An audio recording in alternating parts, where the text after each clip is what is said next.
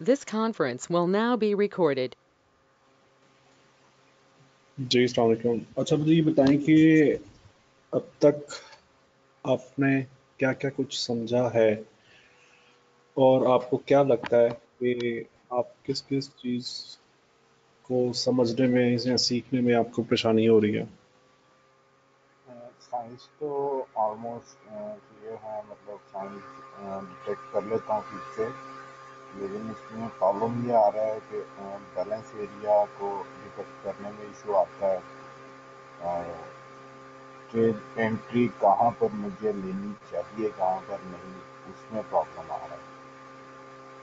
मतलब बाज़ औक़ात ऐसा होता है कि मैंने एक ट्रेड डिटेक्ट की, लेकिन बैकग्राउंड पर, इमीडिएट बैकग्राउंड पर कोई ऐसा बैलेंस एरिया आ रहा होता है जिसकी वजह से मैं कंफ्यूज हो जाता हूँ कि मुझे वहाँ पर ट्रेड लेनी चाहिए या नहीं, या ट्रेड आगे कंटिन्यू करेगी नहीं करेगी, कितना मूव करेगी। उसकी वजह से मुझे काफ़ी प्रॉब्लम आ रहा है।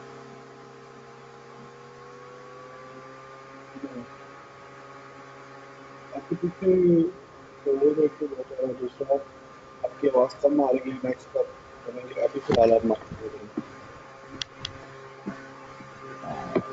सॉरी, आप प्लीज़ रिपीट करें कि आपकी आवाज़ भी थोड़ी डिस्टर्ब हो गई थी। मैं कह रहा हूँ कि आपके पीछे शोर एक तो बहुत आ रहा है, दूसरा अभी माइक पे आप बोलेंगे तो आवाज़ क्लियर रखेंगे और अभी आप माइक बंद कर लें।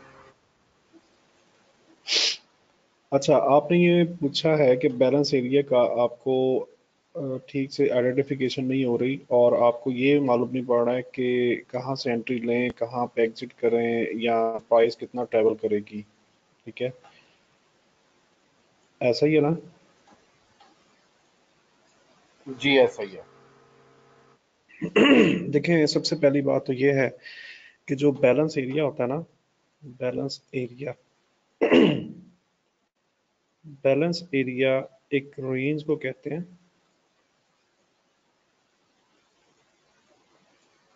जहाँ पर प्राइस रेंज कर रही हो।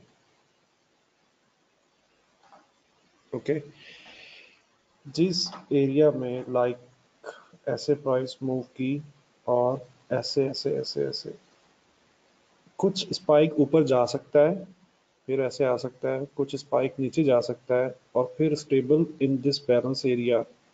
सो ऐसे एरिया को हम बैलेंस एरिया कहते हैं।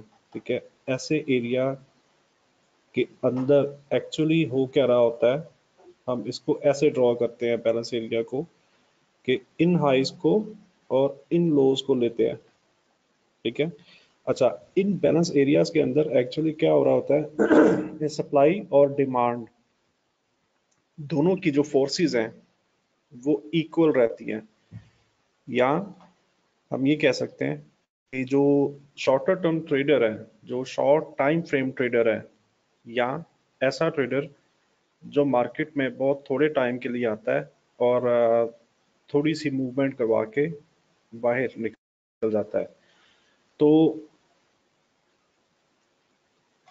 ये वो एरिया होता है जहाँ पर ये लोग रहते हैं और बैलेंस एरिया फॉर्म हो रहा होता है।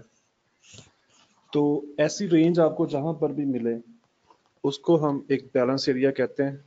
इसके बाद इस रेंज का साइज, इस रेंज का साइज और लंबाई इसकी, मतलब ये लंबाई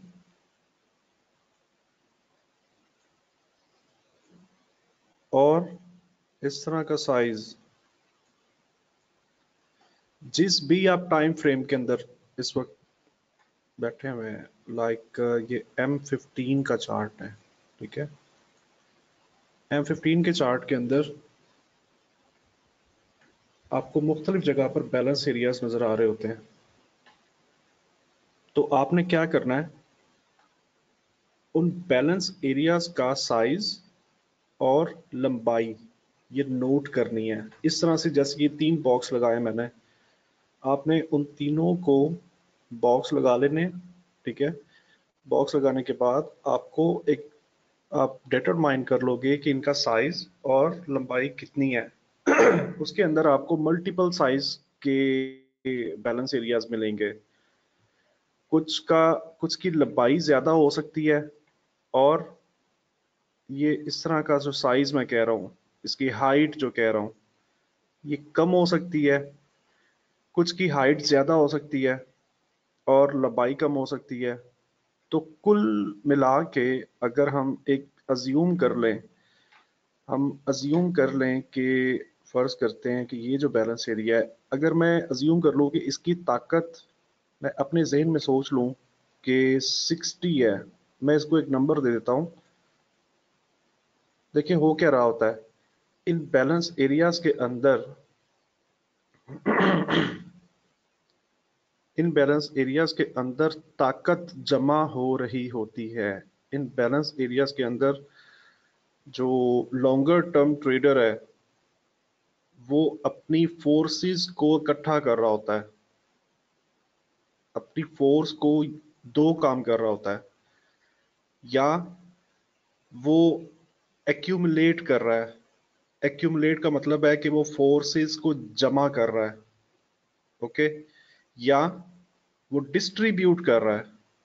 डिस्ट्रीब्यूट का मतलब है कि वो अपनी जमा करदा ताकत जो उसने पिछले बैलेंस एरिया से जमा की थी, अब वो मार्केट को वापस बिखेर रहा है, मतलब डिस्ट्रीब्यूट कर रहा है, मल्टीपल ट्रेडर्स के बीच में बांट रहा है उस ताकत को।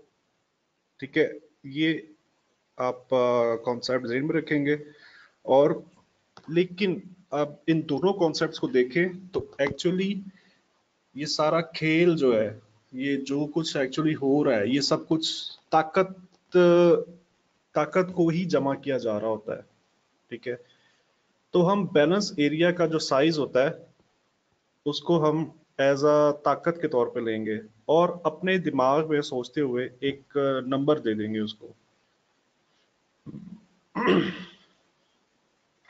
अगर मैं इस वाले बैलेंस एरिया को 60 का नंबर दे रहा हूं, तो माइक ऑन करके मुझे ये बताएं कि इस वाले बैलेंस एरिया को, इसकी लंबाई, इसका साइज और लंबाई दोनों देखते हुए मुझे बताएं इसको क्या नंबर देना चाहिए।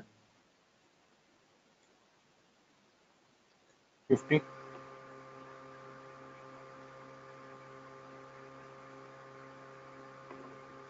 एग्जैक्टली 50। और इसको क्या नंबर देना चाहिए।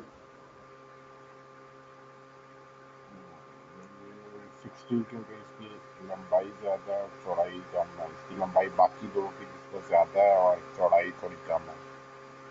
हम अगर बिल्कुल 100% सही कैलकुलेट करें तो ये 60 के करीब ही बनता है, क्योंकि इसकी साइज, इसकी जो चौड़ाई थोड़ी कम है, ठीक है, और लंबाई थोड़ी ज्यादा है, तो ये 60 के करीब ही बनेगा। बट हम इसको, अब मुझे दोबारा नए सिरे से वो ड्रॉ करना पड़ेगा, तो मैं इसको 70 नंबर दे रहा हूँ। मैं इसको ये अज्यूम कर रहा हूँ कि ये सबसे बड़ा बैलेंस एरिया है। ठीक है, जी तो क्या। अच्छा, आपको कुछ ऐसे बैलेंस एरिया भी मिलेंगे।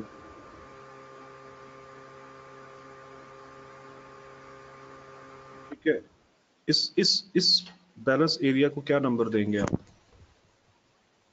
100। 100। अच्छा, अब आपको ये बताऊं, ये जो 60, ये 50, ये 70 और 100 जो हमने नंबर दिया है, एक्चुअली इसका मतलब क्या है, इस नंबर का मतलब क्या है। इस नंबर को आप लॉट्स अज्यूम कर लें कि यहां पर 60 लॉट्स ट्रेड हुई होंगी, यहाँ पर 50 लॉट ट्रेड हुई होंगी, यहाँ पर 70 लॉट्स ट्रेड हुई होंगी। अज्यूम कर सकते हैं, हम कंफर्म नहीं कर सकते। हम 100% कंफर्म नंबर नहीं कर सकते। हम बैलेंस एरिया के साइज को देखते हुए हम अज्यूम कर सकते हैं कि यहाँ पर 60 स्टैंडर्ड लॉट्स ट्रेड हुई होंगी, 50 स्टैंडर्ड लॉट्स ट्रेड हुई होंगी, 70 स्टैंडर्ड लॉट ट्रेड हुई होंगी, या इसका लंबाई और इसकी ऊंचाई दोनों सबसे ज्यादा है। तो इसको हम 100 लॉट्स अज्यूम कर सकते हैं। तो अब मुझे ये बताएं कि इन 4 बैलेंस एरिया में से सबसे कम किसकी ताकत है? 50 लॉट्स वाली 50 लॉट्स वाली, और सबसे ज्यादा 100 लॉट्स वाली। 100।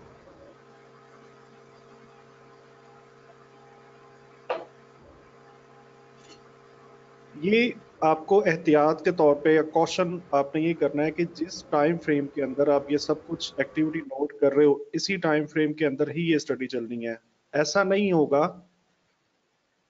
कि H1 के अंदर आपने एक बैलेंस एरिया देखा और उसको कंपेयर करो M5 से या M15 से। ऐसा नहीं होगा।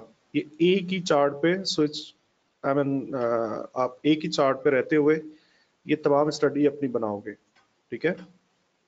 जी ठीक है।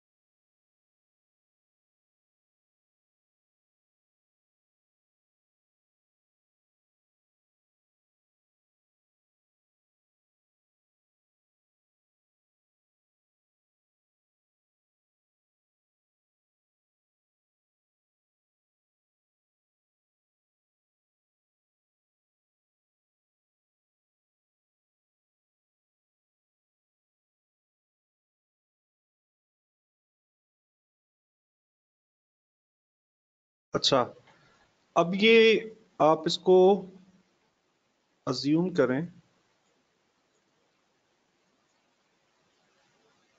M15 chart. ठीक है। अब ये आपके सामने 3 4 5 6 बैलेंस एरियाज मैंने ड्रॉ किए हैं। हम सपोज करते हैं, अच्छा एक चीज आपको बताऊं कि आपको इनमें गैप नजर आ रहा है, मतलब आपको ऐसा लग रहा है कि आपको ऐसा लग रहा है कि ये एक ऐसी जगह है, ये एक ऐसी जगह है, ये एक ऐसी जगह है जहां पर रेंज नहीं है। जी है। ऐसा है। जी है। ओके।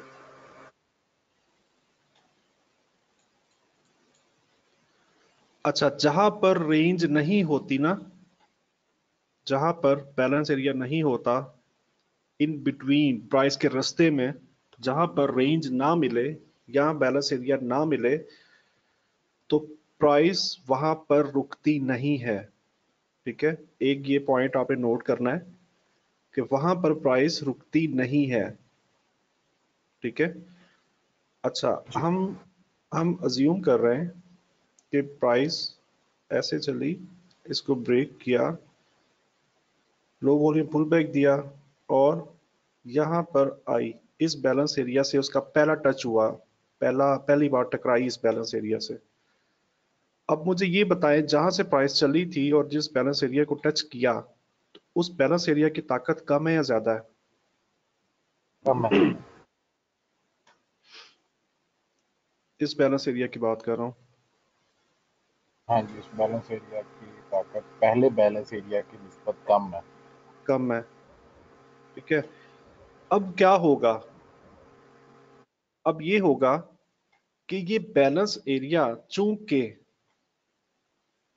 ये जो बैलेंस एरिया था इसकी ताकत ज्यादा थी, ठीक है, तो ये वाला जो बैलेंस एरिया है ना, ये क्या करेगा? प्राइस को नीचे तो नहीं धकेलेगा। ऐसा नहीं होगा कि प्राइस यहां से ऐसे रिवर्स हो जाए। ठीक है। ऐसा नहीं होगा। लेकिन यहां पर जब प्राइस टच करेगी इसको, तो यहां पर कुछ देर के लिए ऐसे बैलेंस बनाएगी। कुछ ना कुछ दो काम होते हैं, दो काम होते हैं, मैं आपको वो बताता हूँ कि वो दो काम क्या होते हैं। हमेशा दो काम हो रहे होते हैं। Excuse me.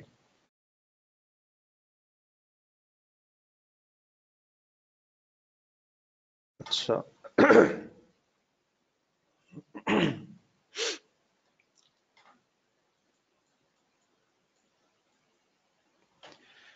अगर इस बैलेंस एरिया की ताकत हम अज्यूम करते हैं कि 60 है और इसकी अज्यूम करते हैं 30,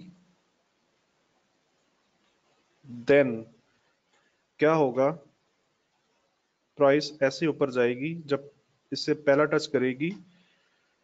उसके बाद अगर ये जो भी ग्रुप था, इस बैलेंस एरिया की बात कर रहा हूँ, इस बैलेंस एरिया की बात कर रहा हूँ कि ये जो भी ग्रुप था यहाँ पे या जो भी इंस्टीट्यूट था, अगर ये वाकई में प्राइस को यहाँ तक लेके जाना चाहता है तो वो दो काम करेगा।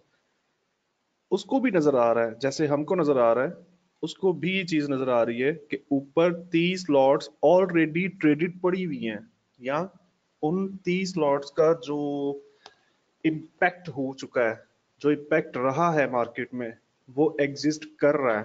तो वो क्या करेगा, अगर वो एक छोटा इंस्टीट्यूट है तो वो क्या करेगा, पहले टच पे यहाँ प्रॉफिट टेकिंग करेगा और साथ ही नए ऑर्डर कलेक्ट करना स्टार्ट कर देगा अपनी सेफ्टी के लिए।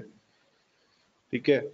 और अगर ये इंस्टीट्यूट एक कोई अच्छा खासा वॉल्यूम लेके आ रहा है या अच्छा खासा इसके पास कैपिटल बड़ा है और इसका ट्रेडिंग साइज बड़ा है, तो ये ऐसे गैप बनाएगा, मतलब वाइड स्प्रेड बार बनाएगा,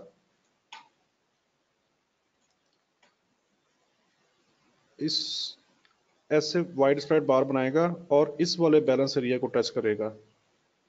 ठीक है। ये दो काम होते हैं, या तो इस यहाँ पर ऐसे वाइड स्प्रेड बार बनेगी, ठीक है, या अगर वाइड स्प्रेड बार ना बनी तो तीसरा चांस ही नहीं है, वो यहाँ पर रेंज करेगा, तीसरी कोई बात ही नहीं होनी। जब वो यहाँ पर रेंज करेगा तो वो क्या कर सकता है,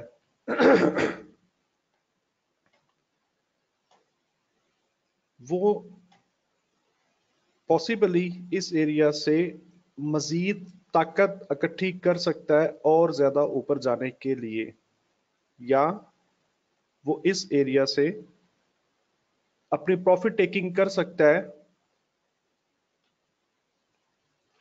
और नेक्स्ट जो भी होगा नेक्स्ट, क्या कैसे कि हम या तो ये वाला ब्रेकआउट या वाइड स्प्रेड डाउन बार थ्रू प्रीवियस सपोर्ट या एब्जॉर्प्शन वॉल्यूम का वेट इसीलिए कर रहे होते हैं, क्योंकि हमें इन तमाम सिनेरियोज के अंदर जो जब इस तरह का सिनेरियो बन जाता है तो हमको ये पता नहीं होता एग्जैक्टली 100%, ये नहीं पता होता कि ये एक्चुअली प्रॉफिट टेकिंग कर रहा है या मजीद ऊपर जाने के लिए अपनी ताकत इकट्ठी कर रहा है, जिसको रीडिस्ट्रीब्यूशन कहा जाता है। इस वजह से हम जब तक इसको ब्रेकआउट नहीं होकर लो वॉल्यूम रीटेस्ट नहीं होता उसको ट्रेड नहीं करते।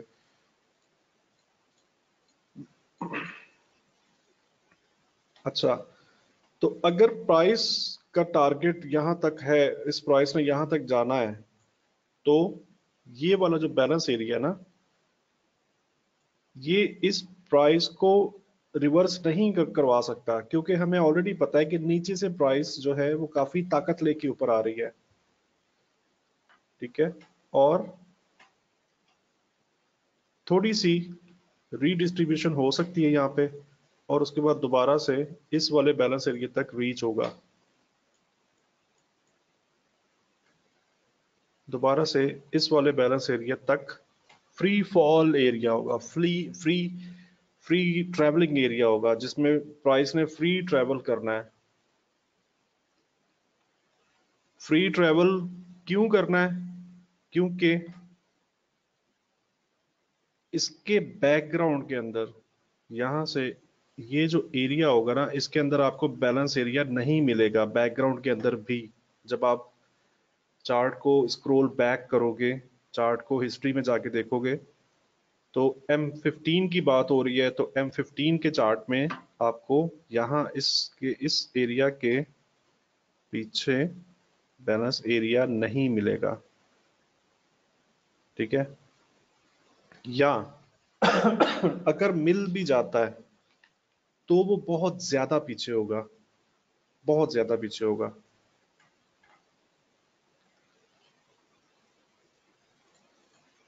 इस वजह से हम ये कह सकते हैं कि प्राइस इन बैलेंस एरिया के बीच में रुकेगी नहीं। ओके, अच्छा, अब प्राइस चली थी यहां से, इस पॉइंट से,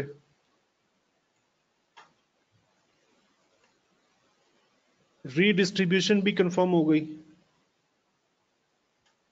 अब मुझे ये सोच के बताएं कि इस एरिया ये में क्या हो सकता है। रिकम्युलेशन नहीं होगी, ये तो रिकम्युलेशन है ना आपकी, हाँ, लो वॉल्यूम रीएक्यूमुलेशन। से ऊपर हाँ जा रहा हाँ, वही वही, वो नाम थोड़ा सा कर लें है। एडजस्ट। जी जी जी।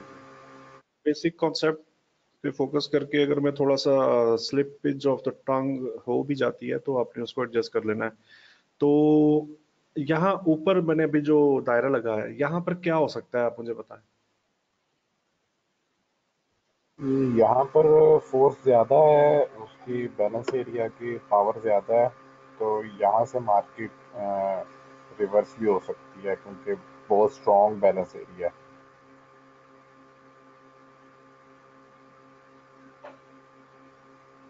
बिल्कुल सही है, यहाँ से यहाँ पर मार्केट मार्केट रिवर्स वाइड हो, स्प्रेड डाउन बार चांसेस ज्यादा है। देके और लो वॉल्यूम रीटेस्ट ले सकती है। ठीक है, चांस ज्यादा है कि यहाँ से रिवर्स हो जाए, इस बात के चांस बहुत ज्यादा है कि यहाँ से। अच्छा, पहले आप इसको नाम दें, इसको नंबर दें कोई। तो 80। 80, ठीक है। अब हम ये भी सोच रहे हैं कि यहाँ ये इसका साइज बड़ा है और प्राइस का रिवर्सल यहाँ से ज्यादा चांस है, या हम इसको डिस्ट्रीब्यूशन के तौर पे ले सकते हैं इस बैलेंस एरिया को, तो यहाँ पर डिस्ट्रीब्यूशन हो सकती है। लेकिन आप एक चीज को मिस कर रहे हो। सोच के बताएं, किस किस चीज को मिस कर रहे हो आप।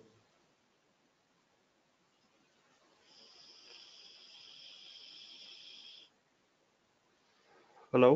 नहीं जिम पर आ रहा है, आप प्लीज बता दें। आप इस चीज को मिस कर रहे हो, जब प्राइस यहाँ से चली थी, यहाँ से यहाँ तक चली थी, तो 60 लॉट्स लेके चली थी, जैसा हमने अज्यूम किया। उसके बाद ये प्राइस यहाँ तक आई है, तो इसका मतलब है कि ये कंफर्म्ड क्या है, रीअक्यूमुलेशन। ठीक है, मैं वो नाम थोड़ा सा लैग कर रहा हूँ, नाम नहीं वो पता कोई इशू नहीं है, नहीं वो मैं चल समझ रहा है। जाऊंगा। हाँ, वो री एक्यूमुलेशन है या रीडिस्ट्रीब्यूशन है इस वक्त। मैं एक्चुअली आपको ऑनेस्टली बताऊं तो अल्हम्दुलिल्लाह मेरे साथ कुछ इंग्लिश स्टूडेंट्स भी हैं, तो उनके साथ सेशन करके हटाऊं थोड़ी देर पहले। ठीक है, तो मैं एक्चुअली इस वक्त इंटायरली बहुत थका हुआ और बोल बोल के ना, इस वजह से मैं काफी स्लो स्लो भी बोल रहा हूँ। और चूंकि फिर आपका मैसेज आया तो मैंने कहा यार चलो, मुझे टाइम मजीद देना चाहिए, तो इस वजह से मैं आपके साथ ही टाइम गुजार रहा हूँ। तो इस वजह से वो, चूंकि दिमाग थैंक मेरा यू। इस वक्त बहुत थका हुआ है, ठीक है, तो इस वजह से मैं पॉसिबल ही कि कुछ चीजें मिस कर कोई सकता हूँ ना। कोई इशू नहीं, कोई लेकिन इशू बट नहीं। आई प्रेफर आपको कंप्लीट डिलीवर करूँ अच्छे से। अच्छा, थैंक यू। आप क्या क्या चीज मिस कर रहे थे कि यहाँ से 60 की लॉट्स की ताकत उठाई है और यहाँ पर ये कंफर्म हुई है कि ये एक्यूमुलेशन या रीडिस्ट्रीब्यूशन, और इसका मतलब क्या 90 है। लॉस हो गया। 90 लॉट्स हो गई, इसका मतलब क्या है कि ये यहाँ पर इसने प्रॉफिट टेकिंग नहीं की इस एरिया में। ये चार्ट हमको ये बता रहा है कि यहाँ पर प्रॉफिट टेकिंग नहीं की, बल्कि बाइंग इसने फोर्स यहाँ ने पर की। ज्यादा फोर्स, मजीद अपनी ताकत जमा की है इसने। ठीक है, तो ऑब्वियसली ये 90 की लॉट्स के साथ ये इस बैलेंस एरिया को हिट कर रहा है इस पॉइंट पे। ओके, जब इस 90 लॉट्स के साथ हिट करेगा तो ये इतनी आसानी से ऊपर नहीं जाने देगा, ये जरूर यहाँ पर रेंज करवाएगा इसको। यहाँ पर अगेन वही दो काम होंगे, या तो बहुत बड़ी लॉट यूज करेगा ये। वो लॉट कितनी हो सकती है? देखिए 80 और 90 लॉट्स के दरमियान में बहुत बड़ा फर्क नहीं है ना, तो इसलिए पॉसिबल है कि अगर 80 को उसने बड़े वॉल्यूम से क्रॉस करना है तो वो वॉल्यूम मोर देन 100 या मोर देन 110 या 120 से ऊपर का होगा। तो क्या होगा, यहाँ पर गैप पर ऐसे वाइड स्प्रेड बार बनेगी, वाइड स्प्रेड बार ऐसे बनेगी, और अगली बार ऐसे करके ऐसे फिर ऊपर जाएगी। ठीक है, तो मैंने बताया कि ये दो काम हो रहे होते हैं मार्केट में। तो या तो ये काम हो सकता है, या फिर 90% इस केस के अंदर 90% चांस है कि यहाँ पर जिगजैग होगा, रेंज बनेगी, और अगेन वही बात, हो सकता है यहाँ पे वो प्रॉफिट टेकिंग कर ले, या अगर उसका टारगेट ये था तो मजीद अपनी ताकत यहाँ से भी उठाएगा और ऊपर लेके जाएगा। ठीक है, अच्छा, ये कॉन्सेप्ट्स है ट्रेवलिंग प्राइस। प्राइस ट्रेवल कैसे कर रही होती है इन बिटवीन बैलेंस एरियाज। अच्छा, अब प्राइस ने यहाँ पे एब्जॉर्प्शन दिया, लो वॉल्यूम रीटेस्ट दिया, और अगेन इस वाले बैलेंस एरिया को हिट किया उसने। ठीक है, अब मुझे ये बताएं कि क्या ये बैलेंस एरिया क्या बिहेव कर सकता है। ये बैलेंस एरिया आसानी से तोड़ देगा, क्योंकि पहले से वो बहुत ज़्यादा फोर्सेस लेकर आ रहा है, बाइंग फोर्सेस लेकर आ रहा है। तो हाँ, बहुत ज़्यादा एक्सपेक्टेड है कि ये बैलेंस एरिया भी बहुत आसानी से तोड़ देगा। आसानी से टूट जाएगा। ठीक है, पॉसिबल है कि अब चूंकि टारगेट मैंने ये बना दिया है इस प्राइस का, तो पॉसिबल है, दो ही देखें, दो ही काम होते हैं ना मार्केट में, या प्रॉफिट टेकिंग होती है, या मजीद फोर्स इकट्ठी की जा रही होती है। तो हो सकता है कि वो यहाँ से प्रॉफिट टेकिंग कर ले, या उसको ऐसा देखें, जब प्राइस इतनी दूर से चली है, इतनी दूर से चली है, तो ये पॉसिबल है कि इस लेवल पर इसका टारगेट कंप्लीट हो चुका हो। ये ये पॉसिबल है कि जितना उसने प्रॉफिट उठाना था इस एरिया पर वो प्रॉफिट उठा ले। मतलब एक मरतबा रिकम्युलेशन करने के बाद वो कहीं से भी वापस पलट सकती है, वो चाहे फर्स्ट बैलेंस एरिया से पलटे, सेकंड से पलटे। हाँ, एक मकसद मरतबा आपको बताने एटलीस्ट का, रिकम्युलेशन करेगी और फिर वो पलटेगी, कहीं से भी पलट सकती है। नहीं कहीं से ऐसे नहीं, कहीं से नहीं, मतलब ऐसे नहीं होता कि कहीं से भी पलट गई ना, उसके ऊपर कोई ना कोई लॉजिक, उसमें कोई ना कोई लॉजिक जरूर होगी, मतलब वो उसमें कोई किसी ना भी कोई बैलेंस एरिया से पलट बैलेंस सकती एरिया है। से, बैलेंस एरिया से, हाँ कहीं से भी पलटना कहना गलत है। ये कह सकते हैं कि किसी भी बैलेंस एरिया को टकराने के बाद वो क्या करती है वो हम अगेन देखेंगे। ठीक है, तो इतनी दूर से जब प्राइस चल रही है तो पॉसिबल है कि यहाँ पर वो प्रॉफिट टेकिंग कर ले इस लेवल पर, या पॉसिबल है अगर इसने और ऊपर जाना है तो हो सकता है, हम ये अज्यूम करेंगे यहाँ पे, अगर इसने और ऊपर जाना है तो यहाँ पर इससे भी बड़ा बैलेंस एरिया मौजूद होगा, सबसे बड़ा इस तरह का बैलेंस एरिया मौजूद होगा। ठीक है, तो प्राइस ऐसे जाएगी ऊपर, वहां पे फिर डिस्ट्रीब्यूशन कैंपेन चलेगी जो कि काफी बड़ी होगी, ऑब्वियसली बड़ी होगी, क्योंकि ये काफी फोर्स के साथ, मतलब अब आप इसको कलेक्टिव लें तो 60, 30 और 80, 90, 170 एंड 45, तकरीबन 205 का ऑर्डर लेके मार्केट यहाँ पे आई है। ठीक है, तो अब वो 205 ऑर्डर जब तक इसका खत्म नहीं होगा ना, डिस्ट्रीब्यूट नहीं होगा, डिस्ट्रीब्यूट नहीं होगा, उस वक्त तक मार्केट रेंज करती रहेगी। ठीक है, उस वक्त तक मार्केट रेंज करती रहेगी, और अगर ये मार्केट में से 205 ऑर्डर गायब हो जाए तो क्या होगा? मार्केट एकदम से गिरेगी। मार्केट एकदम से, हम कहना गलत है कि एकदम से इसको वाइड गिरेगी। स्प्रेड डाउनवर्ड कह सकते हैं थ्रू हाँ, प्रीवियस। हम ये कह सकते हैं कि मार्केट गिरेगी। ठीक है, एकदम से कहना गलत है। ठीक है, तो हम ये कहेंगे कि मार्केट गिरेगी, क्योंकि क्योंकि यहाँ पे सप्लाई बहुत ज़्यादा हो गई है ना, यहाँ पर कलेक्शन हो रही थी, डिमांड पैदा हो रही थी, इस एरिया में कलेक्शन हो रही थी ऑर्डर्स की, डिमांड पैदा हो रही थी।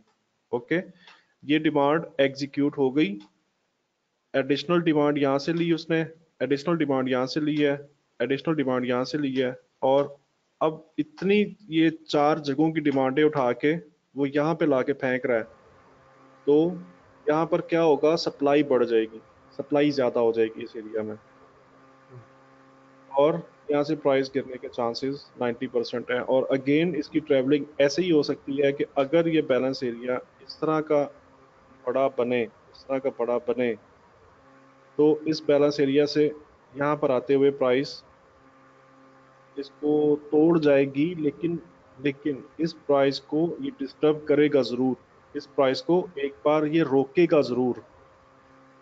ओके, और ट्रेंड अगेन वही सपोर्ट कॉन्सेप्ट, करेगा यहाँ पे। और अगेन वही वाला कॉन्सेप्ट। ठीक है, अब आप जब MT4 के अंदर जाओगे बैलेंस एरियाज के साथ,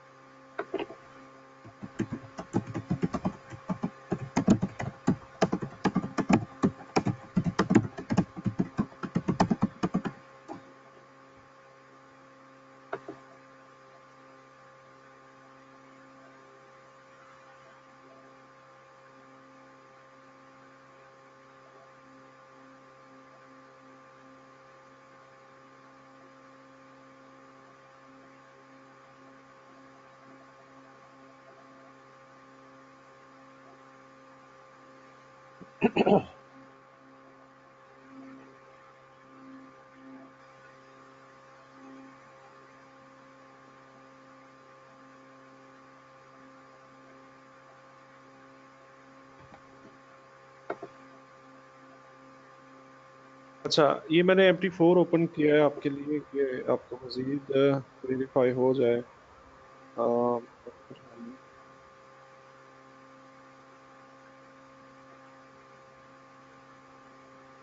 ये एक बैलेंस एरिया, ठीक है,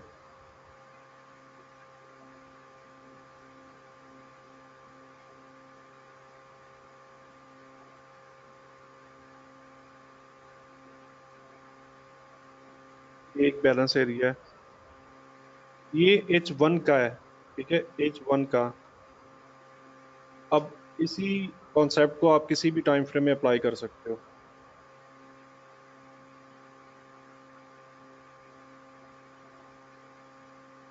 इसको आप कह सकते हो कि मतलब छोटा सा, मतलब ये थोड़ा सा वो है, एक्चुअली ये एक बड़ी रेंज है, ये बड़ी रेंज है, बट हम इसी को मार्क करेंगे।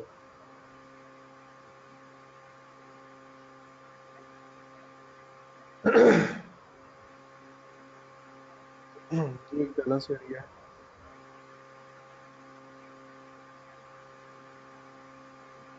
ये एक बैलेंस एरिया है। अब यहाँ पर क्या हो रहा है, यहाँ पर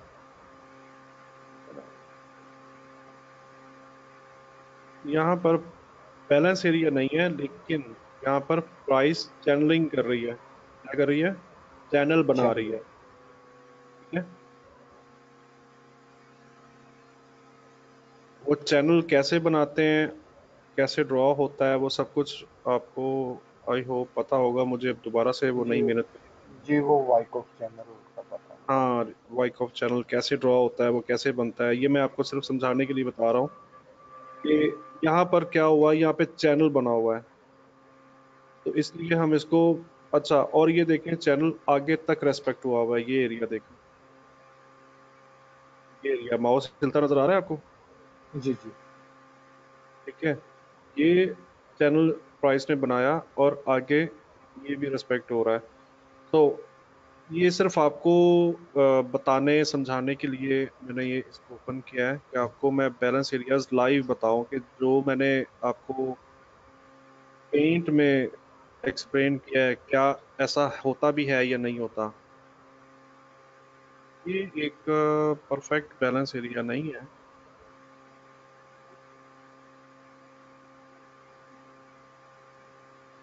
ये एक्चुअली ये एक परफेक्ट बैलेंस एरिया नहीं है। इसके अंदर अब इस तरह का जो सिनेरियो आपको मिलेगा ना, जैसे माउस देख रहे हैं ना आप, जी इस तरह के सिनेरियो के अंदर क्या होता है, इस तरह के सिनेरियो के अंदर छोटे टाइम फ्रेम के अंदर आपको बैलेंस एरियाज मिल जाते हैं। M5 में, M15 में छोटे टाइम फ्रेम में आपको वही वाला कॉन्सेप्ट जो मैंने आपको पेंट पर समझाया अभी, आपको इस एरिया के अंदर मिल जाएगा। मैं इस एरिया की बात कर रहा हूँ, यहाँ से लेकर यहाँ तक। ओके। जी जी अच्छा, अब आप उसी वाला जो कॉन्सेप्ट है उसको अप्लाई करें और देखें कि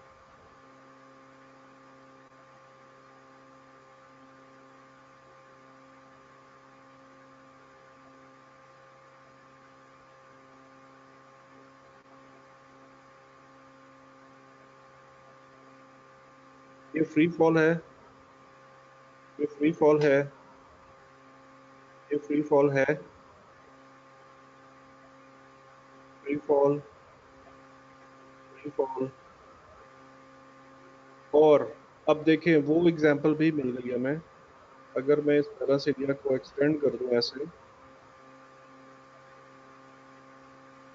ऐसे एक्सटेंड कर दूं, तो मैंने क्या कहा था कि दो काम होते हैं, या तो प्राइस उस एरिया में जाके रेंज करेगी या वाइड स्प्रेड बार बना के उसको तोड़ेगी। वाइड स्प्रेड बार उस वक्त बनती है जब बहुत ज्यादा ताकत या फोर्स इस्तेमाल की जाए, जब बहुत ज्यादा वॉल्यूम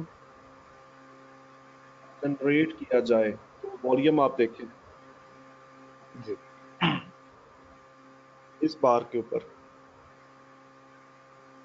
ओके। जी जी तो इस तरीके से अब अगर इन केस हम VSA की अब बात करते हैं। अब अगर आप आपने क्या किया था, ऐसे बैलेंस एरिया को एक्सटेंड किया और आपने यहां से बाई की ट्रेड ले भी ली, फर्ज करो बाई की ट्रेड आपने ले भी ली, तो हमारा पहला उसूल क्या है? नीचे नीचे आती हुई प्राइस के अंदर पहला उसूल क्या देखते हैं हम लोग VSA के अंदर? नीचे आती प्राइस को वॉल्यूम वॉल्यूम वॉल्यूम देखते बढ़ना हैं। वॉल्यूम बढ़ना चाहिए। इस जोन की बात कर रहा हूँ, इस जोन की बात कर रहा हूँ कि यहाँ से लेकर यहाँ बैलेंस तक। एरिया देखेंगे बैकग्राउंड पे, बैलेंस एरिया तो नहीं पीछे कोई रेजिस्ट कर रहा। नहीं नहीं नहीं नहीं, मैं ट्रेड लेने की बात कर रहा हूँ। अगर आप हम अब फर्ज करें मार्केट यहाँ तक थी, ठीक है, और ये प्राइस बड़े बैलेंस एरिया से ऊपर गई है, उसके बाद दोबारा से इसने रेंज बनाई है, ये बैलेंस एरिया क्रिएट किया है, और बैलेंस एरिया का ब्रेकआउट हुआ है। पहला ब्रेकआउट यहाँ पे हुआ है, एब्जॉर्प्शन वॉल्यूम जिसे कहा जाता है। जी एब्जॉर्प्शन वॉल्यूम यहाँ पे आया, उसके बाद इस एरिया में एब्जॉर्प्शन हुआ है, इस एरिया में एब्जॉर्प्शन हुआ है। तो तो प्राइस जब आप पलटेगी क्या, तो हम देखेंगे, अगर लो वॉल्यूम होगा तो हम बाय में एंटर हो जाएंगे, अगर लो वॉल्यूम नहीं होगा तो हम फिर वेट करेंगे कि फर्दर क्या करती है प्राइस बिहेव। एग्जैक्टली एग्जैक्टली ऐसा ही है। हम इस नीचे आती हुई प्राइस का, इस जब प्राइस यहाँ से नीचे पलट रही थी, इस प्राइस के अंदर आता हुआ वॉल्यूम हमने देखना था कि वॉल्यूम कैसा आ रहा है। अगर यहाँ पे वॉल्यूम ज्यादा आ रहा था तो हम हर किस में बाय में एंटर नहीं होंगे, बल्कि यहाँ पे कोई ट्रेड बनती नहीं है। अगर जी मैं सिर्फ और सिर्फ VSA के अकॉर्डिंग बात कर रहा हूँ, यहाँ पर कोई जी ट्रेड नहीं बनती, जी क्योंकि हमको ये हमको ये श्योर नहीं था इस वक्त। जब मार्केट इस जगह पर मौजूद थी तो हमको ये श्योर नहीं था कि ये बिग वॉल्यूम, बहुत ज्यादा वॉल्यूम तो आ रहा है, लेकिन क्या ये ये श्योर नहीं है कि ये बहुत ज्यादा नीचे लेके चले जाए मार्केट को, या यहाँ पर नीचे गिरने से रोका जाए मार्केट को, या यहाँ से ही उठा दी जाए, तो हम श्योर नहीं है। फॉलिंग तो प्राइसेस ऑन राइजिंग वॉल्यूम है, हाँ, बेरिश तो वॉल्यूम है। सॉरी, दोबारा बोले। बेरिश वॉल्यूम आ रहा है ना, बेरिश, बेरिश वॉल्यूम चल रही हाँ एग्जैक्टली, बेरिश वॉल्यूम है। लेकिन इस वक्त, इस बाकी चार्ट को भूल जाएं, इस वक्त की बात कर रहा हूँ। इस वक्त आपको ये कंफर्म नहीं था कि क्या होने जा रहा है, क्या प्राइस को नीचे गिराया जा रहा है या ऊपर लेके यहाँ से, क्योंकि ये बैलेंस एरिया इस पे इफेक्ट करना था। ये वाला बैलेंस एरिया इस पे इफेक्ट करना था, हर हाल में इफेक्ट होना था। अगर प्राइस यहाँ से नीचे गिराई जाती, तो ऑब्वियसली यहाँ पे कोई भी जो वीएसए का जो ट्रेडर होता है वो यहाँ पे ट्रेड एग्जीक्यूट नहीं करता, है क्योंकि जी। क्योंकि इसमें डेड श्योर नहीं होते। हमारे पास बाय की और सेल की प्रोबेबिलिटीज बहुत कम रहती हैं यहाँ पे, कुछ पता नहीं है कि कहाँ चली जाए प्राइस। जी। ओके, इस वजह से ऐसी जगह को ट्रेड नहीं करते, पहली बात। और अगर आपने कर भी लिया, आप इस ट्रैप के अंदर आ गए, आप यहाँ पर ट्रैप हो गए, यहाँ से आपने बाय एग्जीक्यूट कर भी ली, तो आपको लाजमी लाजमी क्या देखना चाहिए कि वॉल्यूम, कोई बुलिश या बियरिश वॉल्यूम, जैसा आपने बताया कि बुलिश वॉल्यूम आ रहा है या बियरिश वॉल्यूम आ रहा है। अगर आपने यहां से बाय एग्जीक्यूट कर दी, तो बाय एग्जीक्यूट करते हुए आपकी फेवर का वॉल्यूम कौन सा होगा? Low volume. आपकी फेवर में जो वॉल्यूम आना चाहिए वो कौन सा होगा? बाय एग्जीक्यूट करते हुए या एग्जिट करते हुए? बाय एग्जिट कर चुके हैं आप, और आपकी फेवर में जो वॉल्यूम आना चाहिए वो कौन सा होगा? सॉरी, मैं आपकी बात को नहीं समझा। बाय को एग्जिट कर लिया हमने या एग्जीक्यूट एग्जीक्यूट किया? कर चुके हैं, कर चुके हैं, कर लिया है। ठीक है, क्लोज कर दी बाय। नहीं अब नहीं, वॉल्यूम। एग्जीक्यूट किए यार, बाय अच्छा, खोली है, एग्जीक्यूट। बाय लगाई ठीक है। है, बाय बाय लगाई है, ठीक है। बाय को कंटिन्यू करने के लिए हमारी फेवर में वॉल्यूम जो है वो अ, जब वापस मार्केट पलट रही थी उसमें हम अगर वॉल्यूम लो होगा तो हमने बाय एग्जीक्यूट की, और बाय को कंटिन्यू करने के लिए वॉल्यूम बड़ा आना चाहिए और प्राइस भी बढ़नी चाहिए। What is will be called bullish volume. Bullish volume. ठीक है, जब आपने बाय एग्जीक्यूट कर दी, बाय लगा दी या बाय खोल दी, तो आपको क्या देखना है बाय लगा के? बट हमको लेजीनेस नहीं दिखानी है बिल्कुल भी। ट्रेड एग्जीक्यूट करने के बाद कभी भी आपको लेजीनेस नहीं दिखानी है, कभी भी आपको प्योर एक्टिव होके बैठना है। अगर आपकी फेवर में आने वाला, यहाँ पे हमें कौन सा वॉल्यूम चाहिए जो बुलिश बुलिश होगा, वॉल्यूम। जो हमारी फेवर में आएगा? Rising prices on rising volume चाहिए। Exactly, rising prices on rising rising. Volume. अगर तो ट्रेड एग्जीक्यूट करने के बाद बुलिश वॉल्यूम आ रहा है, देन हम ट्रेड में बैठेंगे, ट्रेड को होल्ड करेंगे। ठीक है, अगर बाय हमने लगा ली, हमने ट्रेड लगा ली बाय की, और वॉल्यूम बुलिश नहीं आ रहा, वॉल्यूम बुलिश नहीं आ रहा, देन हम क्या करेंगे? स्टॉप लॉस से पहले ही उसको एग्जिट कर देंगे। यहाँ पर अगर आप यहाँ पर बाय लगाते, तो यहाँ पर आपका एसएल होना था, इतना बड़ा एसएल। ठीक है, लेकिन you have senses, you have all the background knowledge, you volume should. ने हमें बताया कि इसको क्लोज करना है। एग्जैक्टली, वॉल्यूम हम बुलिश नहीं आ रहा, इसका मतलब है कि हम एसएल होने तक का वेट ना करें, हम यहाँ यहाँ यहाँ कहीं पर ट्रेड को फौरन फौरन क्लोज कर दें, ताकि हमारा लॉस जो है वो कम से कम हो सके। ठीक है, जी। तो ये मैंने आपको बताया कि ऐसे सिनेरियो को, ऐसे सिनेरियो को ट्रेड कैसे करना है। जी।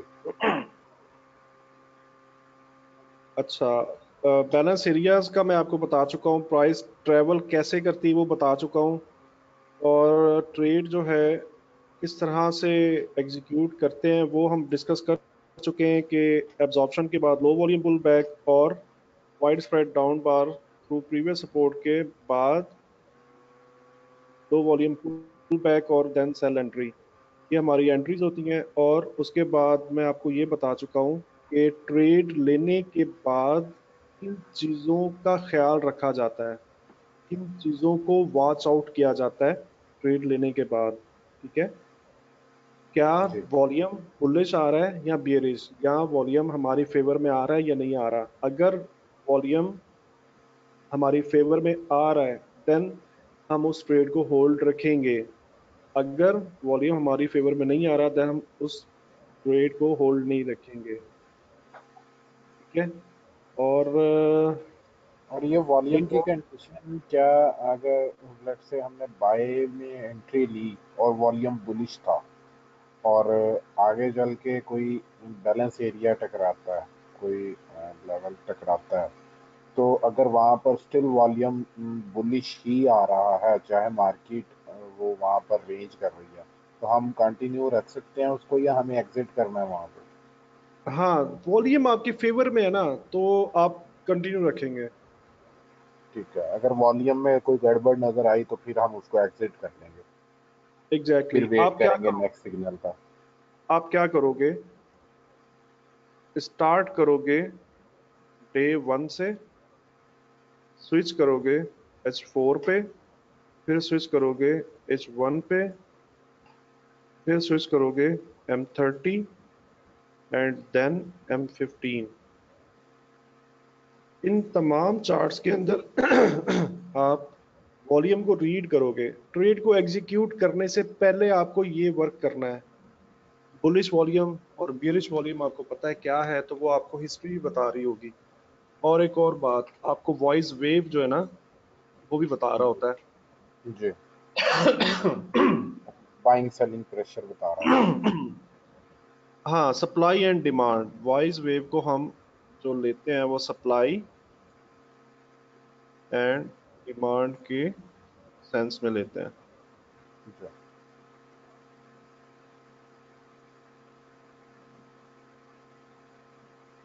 सप्लाई एंड डिमांड की सेंस में लेते हैं, मतलब डिमांड बहुत ज्यादा है,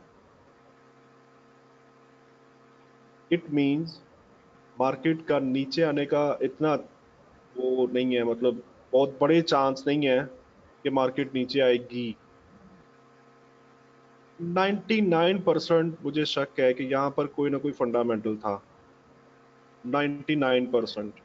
ठीक है, 5 दिसंबर और 3 दिसंबर का चार्ट है ये। 3 दिसंबर और 5 दिसंबर, बल्कि 6 दिसंबर, 6 दिसंबर और और 3 दिसंबर। बैकग्राउंड पर अगर आप देखें तो वेरी फर्स्ट बैलेंस एरिया जो आपने ड्रॉ किया, मार्केट वहां से पलटी है आगे से, फोरग्राउंड में मार्केट वहां से पलटी है एग्जैक्टली। किसकी बात कर रहे हैं? जो वेरी फर्स्ट आपने ड्रॉ किया लेफ्ट ये साइड पे, वाला। ये बड़ा बैलेंस एरिया था, और फोरग्राउंड में मार्केट रिवर्स जब हुई तो मार्केट उस बैलेंस एरिया को रेजिस्ट करके फिर वापस ऊपर गई है, उस बैलेंस एरिया को मार्केट ने रेजिस्ट किया यहाँ पे। Exactly exactly. लेकिन अगर आप D1 के अंदर इस मार्केट को देखेंगे ना, या H4 में मार्केट को देखेंगे, तो यहाँ पर भी बैकग्राउंड में जाके देखेंगे ना कुछ जरूर मिल रहा है। बहुत बड़ा सपोर्ट है ये, आई मीन रेजिस्टेंस है ये, जो मैंने अभी लाइन ड्रॉ की है। जी। मैंने ये लाइन ड्रॉ की थी इस वाले पॉइंट। पीछे 3 4 बैलेंस एरियाज आ रहे हैं बैकग्राउंड में। ये देखें, ये देखें, ये भी एक बैलेंस एरिया है। चार्ट एक्चुअली बहुत ज्यादा जूम आउट हुआ हुआ है ना, तो इसलिए हमें वो गैप बार्स भी दिए हुए हैं मार्केट में यहाँ पे। एग्जैक्टली गैप बार्स भी आई हुई है। और हमको ये पहले से पहले पता है कि गैप बार कहाँ पे आती है, जहां पर बहुत बड़ा सपोर्ट या रेजिस्टेंस पड़ा हुआ हो।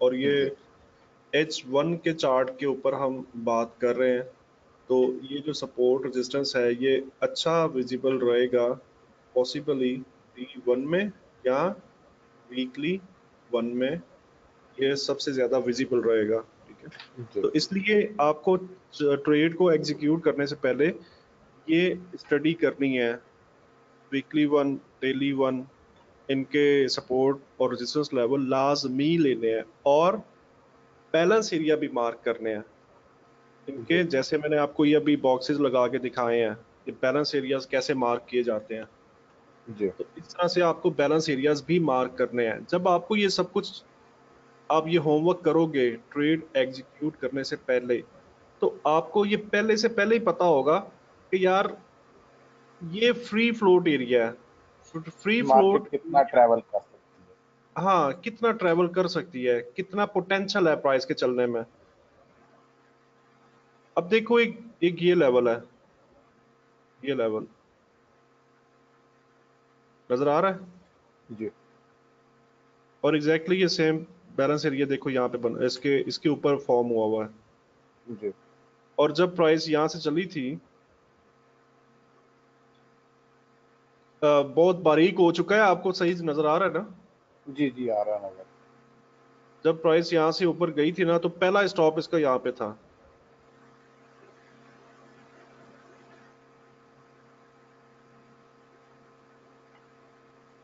तो इस तरह से आपको सपोर्ट रेजिस्टेंस लेवल निकालने हैं। ठीक है, तो जी आई होप काफी कुछ मैंने आपको बता दिया है जो जो मेरे ज़हन में आ रहा था। अब और कोई अगर क्वेश्चन है तो आप करें, बताएं, ताकि फिर नहीं किसी और। जावेद भाई, आपने बहुत अच्छे तरीके से एक्सप्लेन किया है, और बहुत ज़्यादा मुझे इसकी जो है ना क्लियर हो गए हैं पॉइंट्स इसमें। बहुत अच्छे तरीके से आपने एक्सप्लेन किया।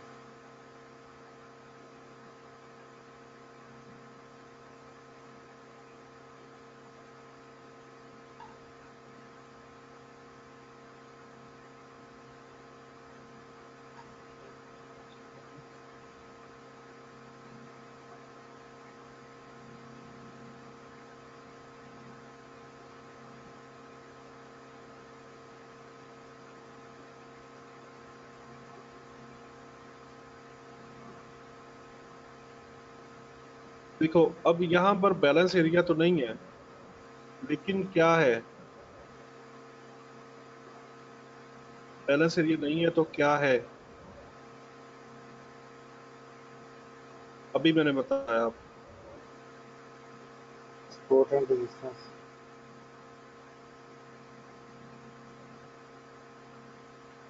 बैलेंस एरिया नहीं है तो चैनलिंग होती है, चैनलिंग।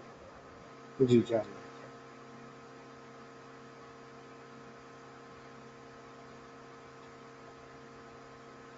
इस तरह से आप एक्चुअली, देखिए पता है क्या है, कॉन्सेप्ट देने वाले बहुत लोग हैं, सिखाने वाले बहुत लोग हैं। मैं ये कहता हूँ कि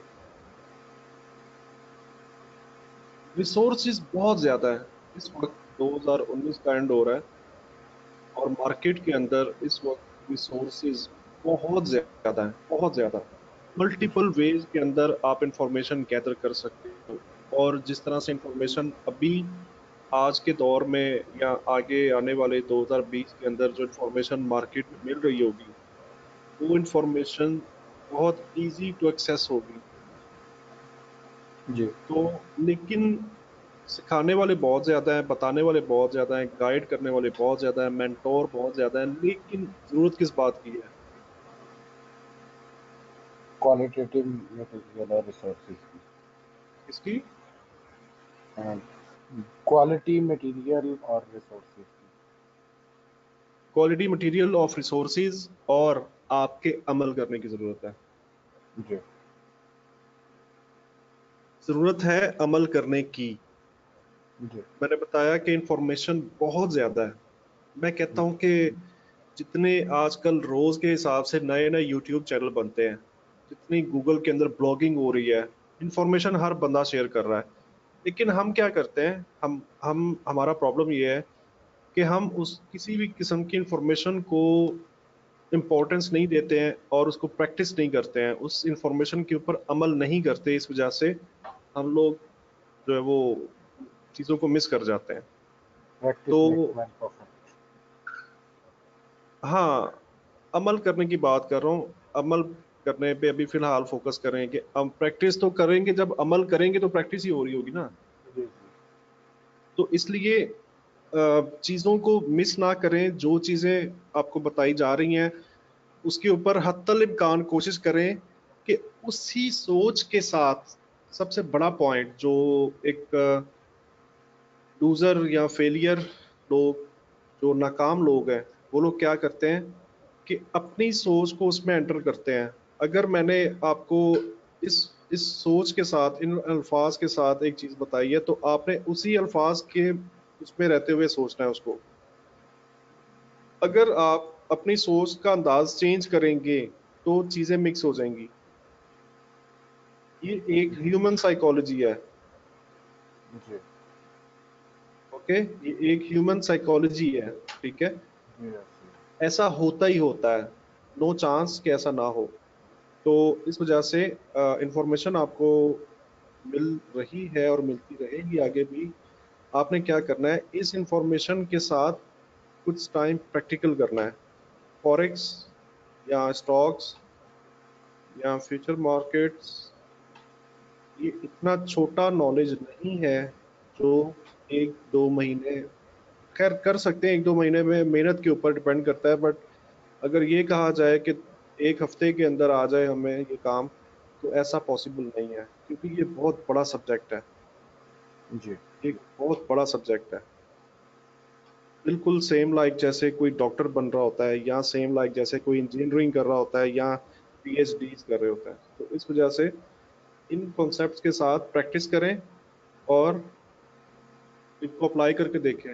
इससे क्या होगा, जहां पर आप फेल हो रहे हो, जहां पे आपके एसल हिट हो रहे हैं, उसको हम डिस्कस कर सकते हैं कि भाई इजाज भाई, आपने ये बताया था, ऐसा ही मैंने किया, जैसा आपने बताया था वैसा ही मैंने किया, लेकिन फिर भी एसल हो गया, तो क्यों हुआ। उसको फिर हम डिस्कस कर सकते हैं कि ऐसा क्यों हुआ। ठीक है, जी ठीक है जान तो भाई। ये सीन है। इसको आप रिकॉर्डिंग में आपको दे दूंगा, आपने इसको रिपीट करके देखना है। बैलेंस एरियाज का कॉन्सेप्ट क्या होता है, प्राइस कैसे ट्रेवल करती है, कहाँ कहाँ पे रुक सकती है और कहाँ कहाँ पे नहीं रुक सकती। मैं एक्चुअली एक चीज फाइंड आउट करना चाह रहा हूँ, और मैं चाहता हूँ कि मैं आपको उसकी ना प्रैक्टिकल एग्जांपल दूं इस सेशन के अंदर ही, ताकि इसकी वजह पता चल। अब देखें, अब मैंने क्या किया है मैंने ये लाइन क्यों लगाई थी, ये वाली। हम यहाँ पर थे, इस जगह पे, जी इस जगह पे, और मैंने ये रेड वाली लाइन लगाई थी। ठीक है, जी और मैंने मैं आपको, जो हमारा जो टॉपिक है वो बैलेंस एरियाज का है ना, बैलेंस एरिया। तो जी अब आप देखें, अब देखें जरा, H4 के अंदर आए हम लोग बड़े टाइम फ्रेम में, और ये बैलेंस एरिया है। जी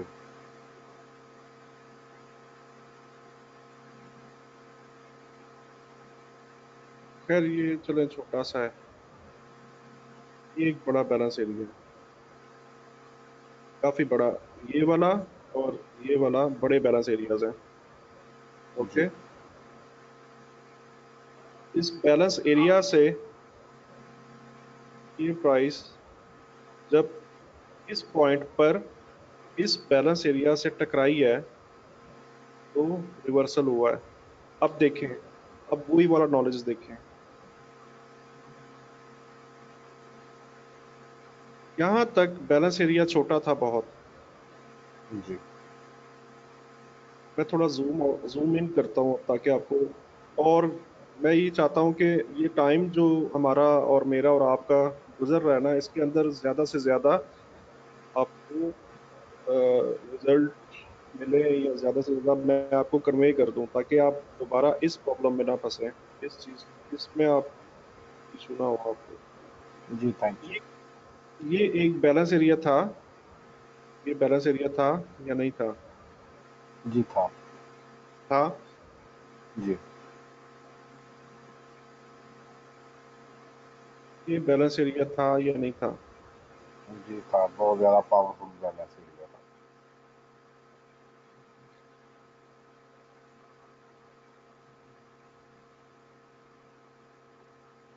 इसको हम बैलेंस एरिया कहें या ना कहें, एक सवाल है।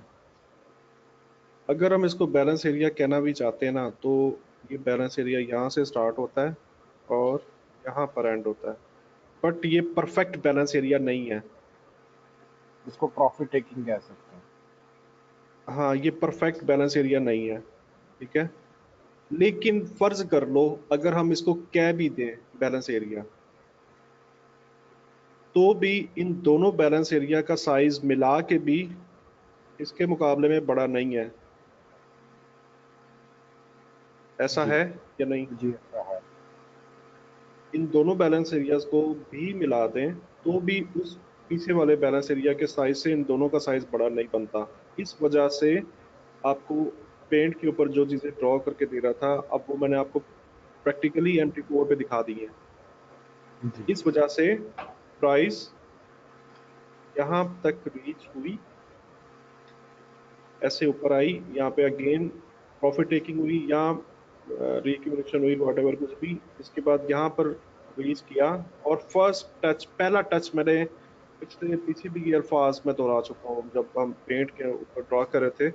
तो पहली बार टच के ऊपर मैंने आपसे कहा था कि पलटेगी जरूर, ठीक है। तो पहले टच पे इसका रिवर्सल होता है। जी। उसके बाद क्या होता है, उसके बाद भी आपको मजीद ये स्टोरी सुना देता हूँ कि मजीद क्या होता है।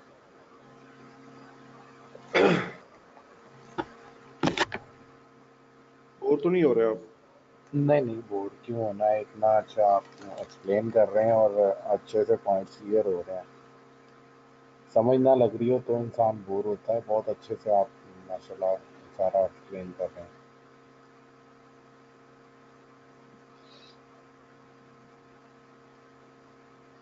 अब ये आपने ये नॉलेज जो मैं आपको ये जिस तरह से बता रहा हूँ ना, आपने इसी तरीके से आपने क्या करना है, रेफरेंस के तौर पे यूज करना है। इस इस चीज को आपने रेफरेंस लेना है हर जगह पे। जी अब देखिए, हम इस पॉइंट पर थे, इस पॉइंट पर जिसकी हम बात कर रहे थे, ठीक है। जी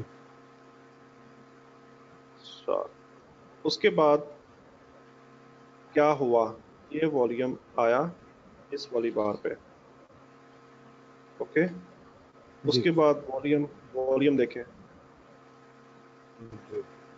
वॉल्यूम वॉल्यूम कम हो रहा बियरिश वॉल्यूम है, बियरिश वॉल्यूम कम हो रहा है। है। ऊपर जाती हुई प्राइस में वॉल्यूम कम हो रहा है, मतलब बियरिश बेरिश है। वॉल्यूम, ठीक है। उसके बाद क्या हुआ? अच्छा, बुलिश ये वॉल्यूम है। पॉसिबल है, ये पॉसिबल है। अब ये उस वक्त चल मार्केट चल रही होती तो मैं आपको क्लियर कट बताता, बट ये 99% पॉसिबल है। H4 का टाइम फ्रेम है, और ये जो टाइम था, ये आउट चार से आठ बारह, हाँ बंद था सेशन रात का। जैसे अब इस वक्त हम बैठे हुए रात के स्पेशियल सेशन था। 3 साढ़े 3 होने वाले हैं, तो ये पॉसिबली ऑफ सेशन टाइम था, ठीक है। जी उसके या सेशन ओपन से पहले का टाइम था। उसके बाद सेशन ओपन होता है तो वॉल्यूम बुलिश आना स्टार्ट हो जाता है। अगली 3 बार्स के अंदर वॉल्यूम बुलिश है, बुलिश है। ओके। अगली 3 बार के अंदर वॉल्यूम बेरिश है। वॉल्यूम बेरिश कैसे? प्राइस बढ़ रही है और वॉल्यूम गिर रहा है।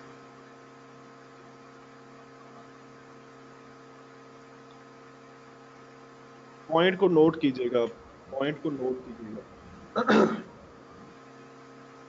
हम इस पॉइंट की बात कर रहे थे पहले, शुरू से लेके अब तक इस पॉइंट की बात कर रहे हैं। लेकिन इस पॉइंट को भी देखें, इस वाली बार को, जब इतना बड़ा वॉल्यूम आया तो इसका क्लोज कहाँ पे है? इसका क्लोज यहाँ पे बनाया, और पूरी की पूरी डिमांड के साथ है ये क्लोज, पूरी फुल फुल डिमांड आ रही है ना। मतलब इसका on the on the high इसका क्लोज है। इसका मतलब है कि इतनी ज्यादा डिमांड भी थी, मतलब इस बार के अंदर सप्लाई थी ही नहीं, इस बार में सप्लाई थी ही नहीं, डिमांड ही जी डिमांड थी। पहला टच होने जा रहा था, इसका मतलब है ये यहाँ पर रुक गई है, इसका मतलब है कि इसके पीछे कुछ ना कुछ है, इसके पीछे कुछ ना कुछ है, कुछ ना नो कुछ बड़ा है। स्ट्रॉन्ग एरिया, कुछ स्ट्रॉन्ग हाँ, एरिया। हाँ, इसका मतलब है कि इसके पीछे कुछ ना कुछ बड़ा है, जिसको वो तोड़ इस अटेम्प्ट के अंदर, पहली अटेम्प्ट के अंदर तोड़ नहीं सकी। ठीक है, इस पॉइंट को भी आपने ज़हन में रखा इसका। और देन अगेन ऊपर ये गई है, ऊपर इसने फोर्स अपनी यूज की होगी ऊपर जाने के लिए, लेकिन ऊपर चूंकि हमने देख चुके हैं प्रीवियस पे बहुत बड़ा बैलेंस एरिया मौजूद है, इस वजह से वो उस अटेम्प्ट में नहीं तोड़ पाई इसको। तो उसके बाद प्राइस जब वो उसको नहीं तोड़ पाएगी तो नीचे ही गिरेगी, दो ही काम हो गए, या ऊपर जाती है प्राइस या नीचे जाती है, रुकी जी। थोड़ी रहती है। ठीक है, तो अगर वो नहीं तोड़ पाती किसी चीज को, तो उसके अगेंस्ट फिर क्या होता है, उसका रिएक्शन आता है, सेलर दोबारा से एंटर होता है और प्राइस नीचे आती है। अच्छा, हम कंटिन्यू करते हैं अपनी बात को। हम कहाँ थे, हम इन बार्स के ऊपर थे। ठीक है, इसका हाई, इस बार का हाई देखा आपने। जी। अब आप ये देखो, इतना वॉल्यूम आया है, इतना वॉल्यूम आया है, और वॉल्यूम भी कौन सा है, बुलिश। बुलिश वॉल्यूम है। लेकिन इस बार का हाई ब्रेक नहीं हो रहा। ना ठीक है, उस बार का हाई ब्रेक हुआ, ना पिछला वॉल्यूम ब्रेक हुआ। ना पिछला वॉल्यूम ब्रेक हुआ। तो यहाँ पर ये जो भी ग्रुप था, इन लोगों ने फोर्स अपनी पूरी इस्तेमाल की कि प्राइस को ऊपर लेके जाया जा सके, बट उनके पास वॉल्यूम कम था, उनके पास लॉट्स कम थी, और वो इसको ऊपर नहीं लेके जा सके। अब जब वो ऊपर नहीं लेके जा सकेंगे तो क्या करेंगे, प्राइस रेजिस्ट करेगी और गिर जाएगी। वो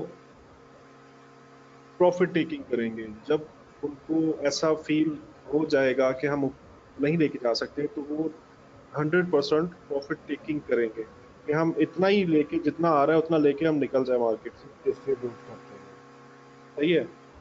अब इन हाइज को चेक करें, इन हाइज के अंदर भी इस बार का हाई नहीं टूटा, और वॉल्यूम ऑलरेडी बियरिश आ रहा था, जी। वॉल्यूम ड्राई दोनों होता जा कंडीशन रहा था। मेट हो रही हैं बेरिश वॉल्यूम की। हाँ, तो राइजिंग ये प्रेशर हमारे है, पास फॉलिंग एक वॉल्यूम है, एडवांस, फॉलिंग वॉल्यूम है, राइजिंग वॉल्यूम। हाँ जी, ये हमारे पास एक एडवांस के अंदर इंडिकेशन मौजूद थी कि प्राइस गिरने वाली है। जी। इस अगर हम यहाँ तक ही होते, जब भी हमारे पास एक एविडेंस मौजूद था कि प्राइस गिरने वाली है। ओके, तो ये आपके सामने। ठीक है। अच्छा, अब अगेन सेशन बहुत लंबा हो रहा है, लेकिन मुझे भी एक्चुअली मजा आ रहा है थोड़ा सा ना जी। बताते हुए। अगेन हम क्या यूज करेंगे, balance area technique. Balance area का मेथड जो हमने सीखा, अगेन हम उसको यूज करेंगे। प्राइस नीचे आती है, जी। सॉरी, प्राइस नीचे आती है, और इस बैलेंस एरिया से टकराने से पहले ही प्रॉफिट टेकिंग हो रही है। छोटे टाइम फ्रेम में देखोगे तो वॉल्यूम ड्राई हो रहा होगा, यहाँ पे तो वॉल्यूम बढ़ रहा है। ठीक है, लेकिन इस H4 की चलती हुई बार के अंदर आप इसको अगर माइक्रो एनालाइज करोगे तो इसमें आपको वॉल्यूम गिरता हुआ महसूस होगा, क्योंकि अगर ये वॉल्यूम बढ़ रहा था, इस H4 की बार का अगर वॉल्यूम बढ़ रहा था, तो ये जो वॉल्यूम बार है ना, इसको ऐसे यहाँ पर क्लोज होना चाहिए था, इस बार तरह की होना चाहिए। क्लोजिंग भी डिमांड इंडिकेट कर रही है, बार और की नेक्स्ट क्लोजिंग, बार भी अब क्लोज हुई है। एग्जैक्टली मैंने ये देखकर आपको ये बताया कि छोटे टाइम फ्रेम के अंदर आप देखोगे तो आपको ड्राई वॉल्यूम मिल रहा होगा, गिरता हुआ वॉल्यूम मिल रहा होगा। ठीक है, जी। इस वजह से हम ये कह सकते हैं कि इस एरिया में प्रॉफिट टेकिंग हो गई, प्रॉफिट टेकिंग हो गई। उसके तो वहाँ बाद, बुलिश वॉल्यूम आना स्टार्ट हो गया। हाँ, साथ के साथ साथ के साथ पॉइंट, जिस पॉइंट पे मैं आहिस्ता आहिस्ता लेकर आना चाह रहा हूँ, वो पॉइंट ये है, इतनी सी प्राइस चली थी, इतनी सी प्राइस मूव हुई थी अप साइड पे, तो इतना बड़ा वॉइस वेव आया। जी पॉइंट है। जी उसके बाद इतनी ज्यादा प्राइस चली, इतनी ज्यादा प्राइस चली, और वॉइस वेव इतना सा आया। जी पॉइंट नोट किया आपने? जी ये कंप्लीटली सेलिंग होती अगर वॉइस वेव इससे बड़ा आता, मतलब अगर हम इसको ऐसे लाइन लगाएं तो इससे बड़ा वॉइस वेव आता, देन हम ये कह सकते थे कि ये कंप्लीट से बहुत अच्छी सेलिंग है, फोर्स वाली सेलिंग है। लेकिन कोई वॉइस वेव कंपेन ने, स्टार्ट हुई है वहां पे, लेकिन अभी नहीं हुई। हाँ, तो वॉइस वेव ने हमें ये पहले बता दिया था कि सप्लाई तो है, लेकिन ये बहुत बड़ी सप्लाई नहीं है, बहुत ज्यादा सप्लाई नहीं है। और इसके बाद से प्राइस ऐसे ऊपर जाना स्टार्ट होती है और वॉइस वेव बड़ा आना स्टार्ट हो रहा है। तो ये हमको वॉल्यूम भी इंडिकेट, बुलिश है। वॉल्यूम बुलिश है। ये हमको इस तरह से चार्ट को स्टडी करते हैं, इस तरह से चार्ट को पढ़ते हैं कि एक्चुअली वॉल्यूम जो है ना, वो एक लीडिंग इंडिकेटर है। लीडिंग जी इंडिकेटर है, बिल्कुल एग्जैक्टली लीडिंग इंडिकेटर है, क्योंकि हमें वो पहले से पहले बता रहा होता है कि चलती हुई प्राइस के अंदर जान है या नहीं है, या उसके अंदर फोर्स मौजूद है या नहीं है। तो देखिए सीधी सी बात है ना,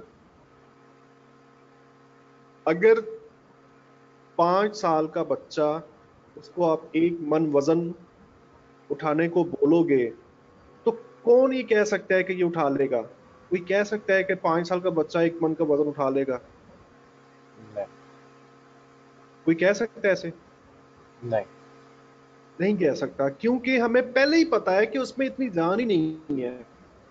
जी इसके अगेंस्ट अगर कोई भारी भरकम बंदा, कोई एथलीट या कोई जो जिम जाता है, अगर वो बंदा 1 मन का वजन उठाना चाहेगा, तो हम ये उसके उठाने से पहले, उसने अभी उठाया नहीं है, हम ये कह सकते हैं कि ये उठा लेगा बंदा। जी क्योंकि क्योंकि उसका जो बिहेवियर है, के पीछे जो स्टडीज है हमारी, हम ये जानते हैं कि वो एक एथलीट है, हम ये जानते हैं कि वो जिम जाता है, हम ये जानते हैं कि वो अच्छी खुराक इस्तेमाल करता है, बहुत ज्यादा दूध पीता होगा, देसी अंडे खाता है ठीक है। जी तो ये सब वो बातें हैं, वो नॉलेज है जो बैकग्राउंड के अंदर हम स्टडी कर रहे हैं। ओके। जी जी इस वजह से हम ये कहेंगे कि ये बंदा वजन उठा लेगा। ओके। इस जी वजह से हम ये कहेंगे कि वॉल्यूम जो है उसकी एक्टिविटीज लीड कर रही होती है, आने वाली प्राइस के ऊपर बता रही होती है कि क्या ये प्राइस मजीद गिर सकती है या मजीद नहीं गिर सकती। इसके अलावा आपको एक और छोटी सी मिसाल दे देता हूँ, उसके बाद सेशन क्लोज करते हैं हम। जी एक छोटी सी मिसाल है, अब 2 स्टूडेंट हैं और आप उसी क्लासरूम के अंदर बैठे हो, तीसरे बंदे हो, आप उन दोनों स्टूडेंट्स को वॉच आउट कर रहे हो। एक स्टूडेंट अपना ज्यादातर वक्त जो है ना, वो किसी खेल में लगा रहा है या अदर एक्टिविटीज में लगा रहा है, और स्टडी पे कम टाइम देता है। आप उसको 1 हफ्ता 10 दिन से मुसलसल वॉच कर रहे हो, और वो स्टूडेंट पढ़ाई पे ज्यादा तवज्जो नहीं दे रहा। इसके अगेंस्ट एक और स्टूडेंट है, वो पढ़ाई पे बहुत ज्यादा तवज्जो दे रहा है, अपना दिन का अच्छा इस्तेमाल करता है, अपने दिए गए जो अल्लाह पाक ने उसको वक्त दिया, उस वक्त का अच्छा इस्तेमाल कर रहा है, पॉजिटिव एक्टिविटीज में वो वक्त लगाता है। ठीक है। और अपनी स्टडीज के ऊपर वो टाइम देता है, और अपनी तमाम पोटेंशियल, अपना फोर्स यूज कर रहा होता है उस चीज को सीखने के लिए। अब मुझे ये बताओ, आप तीसरे बंदे थे, इन दोनों स्टूडेंट्स की एक्टिविटीज को नोट कर रहे थे, क्या आप पहले से पहले ये नहीं बता सकते कि वो बच्चा जिसने कम टाइम दिया, कम मेहनत की, वो बच्चा नाकाम हो जाएगा, जिंदगी में कामयाब नहीं होगा? आप ये कह सकते हो। जी जी, कह सकते हैं, बिल्कुल कह सकते हैं। और साथ के साथ आप ये भी कह सकते हो कि वो बच्चा जो कि अपने टाइम का बहुत अच्छा इस्तेमाल कर रहा है, पॉजिटिव एक्टिविटीज में अपने टाइम को लगा रहा है और अपना तमाम एम्बिशन, अपनी तमाम फोर्सेस, एनर्जीज एक अच्छे काम के लिए लगा रहा है, तो आप पहले से अभी वो बड़े हुए नहीं है, अभी उन्होंने पास नहीं किया, तो आप ये पहले से पहले कह सकते हो कि ये बच्चा पास होगा, बल्कि ये फर्स्ट डिवीजन में जाएगा, और दूसरा बच्चा आप ये कह सकते हो कि ये फेल हो जाएगा। अभी पेपर हुए नहीं है, इस वजह से वॉल्यूम जो है ना, इसी सेंस को आपने, ये बताने का मकसद ये है कि आपने अब वॉल्यूम्स को इस अंदाज में सोचना है कि जी ताकत है या नहीं है। जी। और सीधी सी बात है, सीधी सी बात है, मैं सेशन क्लोज करूंगा। सीधी सी बात ये है,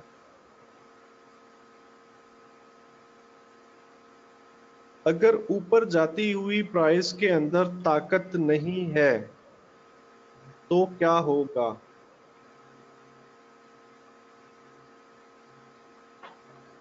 बताएं। वहाँ पर डिस्ट्रीब्यूट करना शुरू कर देंगे, उनको पता लग जाएगा, स्मार्ट मनी को पता लग जाएगा कि अब मज़ीद ऊपर हम नहीं लेके जा सकते प्राइस को, तो हमें प्रॉफिट टेकिंग करनी है वहाँ पर। नहीं, मैंने सीधी सी सिंपल सी बात की है, सीधी सी सिंपल सी बात ये की है, अगर ऊपर जाती हुई प्राइस में ताकत मौजूद नहीं है तो क्या होगा? तो ये होगा कि ये प्राइस किसी भी जगह से गिर सकती है, इसके गिरने के चांस बहुत ज्यादा हैं। जी करेक्ट। अब वो जी अलग बात है कि वो एक्यूमुलेशन डिस्ट्रीब्यूशन करके गिरे या एकदम से रिवर्स, वो अलग बात है ना, वो तो, अब वो बात जी अपनी, दो अल्फाजों पे जरा गौर किया करें ना। जी अल्फाज के मतलब, मैं सिंपल करना चाह रहा हूँ चीज को, मैं जी जी एक्यूमुलेशन डिस्ट्रीब्यूशन वीएसए वट मतलब नथिंग एल्स, मैं किसी कॉन्सेप्ट की बात नहीं कर रहा, मैं एक सिंपल सी बात कर रहा हूँ कि जब एक प्राइस ऊपर जा रही है और उसके अंदर ऊपर जाते हुए जान मौजूद नहीं है तो क्या होगा? हम उसे कहेंगे कि ये नीचे आ वीक, जाएगा। हाँ हम उसे कहेंगे वीक प्राइस है, ये नीचे गिर सकती है किसी भी लेवल से। ठीक है, तो हम क्या करेंगे, हम लेवल फाइंड करेंगे और वहां से इसका रिवर्सल ट्रेड करेंगे, जो कि मिच्योर भी, मतलब 100% मिच्योर होगा, क्योंकि हमें पहले से पहले ही पता था कि इसमें जान ही नहीं है, इसमें जी ऊपर जाते हुए जान ही नहीं है, तो ये कैसे ऊपर जा सकती है? जी जब तक आप किसी मकान के कॉलम, पिलर या बेस नहीं बनाओगे तो ऊपर की 10 मंजिलें कैसे बना लोगे यार? नहीं बना जी। सकते ना। तो इस वजह से जब तक इस ऊपर जाती हुई प्राइस में जान नहीं आएगी, उस वक्त तक ये प्राइस ऊपर नहीं जा सकती। ओके। वहाँ पर रिवर्सल इंडिकेशन देखेंगे हम। रिवर्सल इंडिकेशन देखेंगे। इसी तरीके से प्राइस जब नीचे आ रही है, अगर नीचे आती हुई प्राइस में जान मौजूद है तो हम ये कह सकते हैं कि प्राइस और ज्यादा नीचे जा सकती है। अगर नीचे आती हुई प्राइस में जान मौजूद नहीं है, हम ये कह सकते हैं कि नीचे किसी बड़े लेवल से प्राइस रिवर्स हो जाएगी, और वो जान, क्या चीज हमें बताएगी कि जान है या नहीं है? वहाँ पे एक मतलब जो है वो अपने अंदर ऊपर जाने की पावर इकट्ठी करेगी और वो ऊपर चली जाएगी, प्राइस नहीं रुक जाएगी, एक मतलब नहीं, प्राइस और फिर नहीं, ऊपर आप जाएगी। आप ना पिक नहीं कर रहे हो, आप इसकी रिकॉर्डिंग देखना दोबारा से, ठीक है? जी जी आप रिकॉर्डिंग देखना दोबारा से, आप पिक नहीं कर रहे हो। अ, मैं ये कह रहा हूँ कि वो क्या चीज है जो हमको ये बताएगी कि ऊपर जाती प्राइस में जान है या नहीं है, या नीचे आती हुई प्राइस में जान है या नहीं है। वॉल्यूम। ऐसी, एग्जैक्टली, वॉल्यूम बताएगा। वॉल्यूम की एक्टिविटीज जो होंगी ना वो बताएंगी हमें। जी। ठीक है। वॉल्यूम और वॉइस वेव। वॉइस वेव और वॉल्यूम आप दोनों को मिला के देख सकते हो कि जान है या नहीं है। सिंपल सा ये कॉन्सेप्ट है और सिंपल सा ये ही वीएसए है। अब चाहे तो आप इसी कॉन्सेप्ट को समझने के लिए 3 महीने लगाओ, चाहो जी तो आप इसी कॉन्सेप्ट को समझने के लिए 10 दिन लगाओ। ये आपकी अपनी विल पावर और आपकी अपनी एफर्ट और आपकी अपनी अंडरस्टैंडिंग के ऊपर डिपेंड करता है। जी हाँ सर। अल्टीमेटली अल्टीमेटली इसी बात के ऊपर आपने एंड करना है वीएसए का। तो जी वीएसए के ऊपर अगर आप 1 साल और काम करो और चीजों को अपने लिए मुश्किल करते जाओ, तो जब एक वक्त वो आएगा जब आपके ऊपर वो चीजें क्लियर होंगी, तो अल्टीमेटली आपने इसी बात पे आ जाना है। सारी चीज़ों का निचोड़ ये है। ये मैं वो बता रहा हूँ, मतलब इसके पीछे 2 साल का नॉलेज और 2 साल की मेहनत है। ये जो बातें मैं आपको बता रहा हूँ, जी ये सब बातें 2 दिन में सीखी नहीं है। ये सब बातें आजमाई हुई बातें हैं। इन सब को प्रैक्टिकल किया गया, इन कॉन्सेप्ट्स के ऊपर प्रैक्टिकल किया गया है, इनके ऊपर ट्रेड किया। मैं इन कॉन्सेप्ट्स के ऊपर ट्रेड करता हूँ। जी ओके, तो जी यही है वीएसए। जी 5 मिनट और लेता हूँ। एक्चुअली कोई मेरी इशू नहीं। सारी थकावट उतर चुकी है और मैं बहुत अच्छा फील कर रहा हूँ। और मैं चूंकि देखिए मैंने बताया ये मेरा पैशन है, मुझे मुझे मजा आता है। मुझे जी मजा आता है इन सब चीजों को करके ना। तो जी जो काम आपका पैशन हो, अगर आप उसको प्रोफेशन बना लें, तो आप कभी मार नहीं खाओगे जिंदगी में। ये जी बात ऐसे ही याद है। रखना।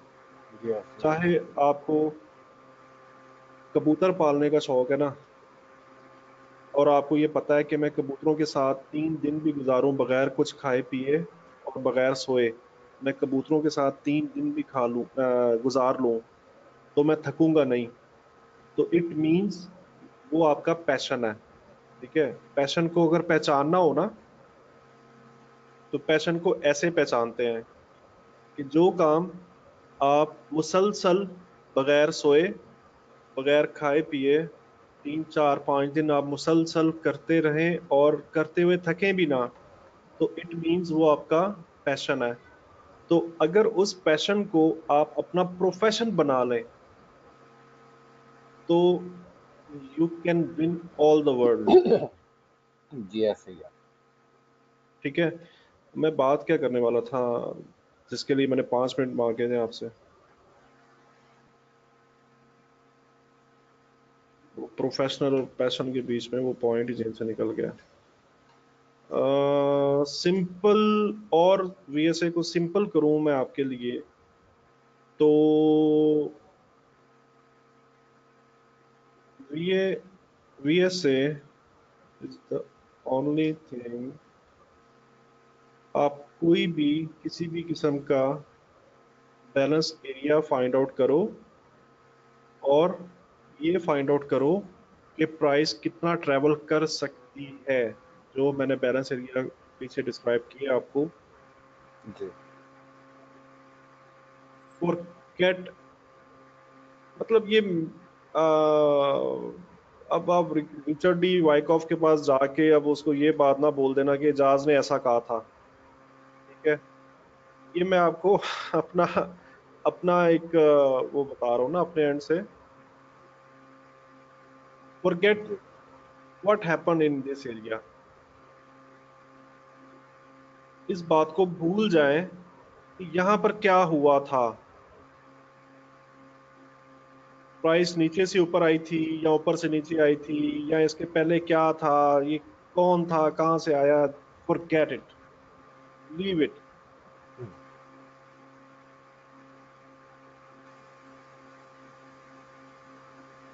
फाइंड आउट करें रेंज, प्रॉपर रेंज, 100% वो रेंज होनी चाहिए जैसा जी मैंने आपको चार्ट के अंदर बना के दिखाई है कि रेंज कैसी होती है।